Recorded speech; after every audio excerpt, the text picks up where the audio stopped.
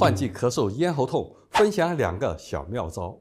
一到换季，很多人就开始咳嗽、咽喉痛，白天咳，晚上咳，咳得咽喉肿痛，声音嘶哑，晚上觉都睡不好。去药店买一大堆乱七八糟的东西，钱不少花，效果却很差。那今天分享这2个便宜实用的小妙招，你一定要收藏好了。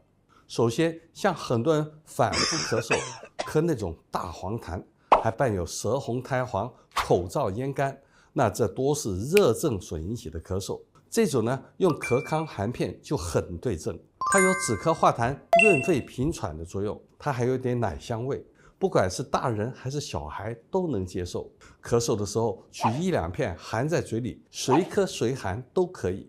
其次是热症时出现的咽喉肿痛、嗓子干痒，甚至出现急慢性咽炎，连喝水都疼，声音变得很嘶哑。那这个时候可以再搭配上咽康含片，它有清热解毒、养阴利咽的作用。咽喉肿痛的时候，同样也是取1片含在嘴里就可以了。你都记住了吗？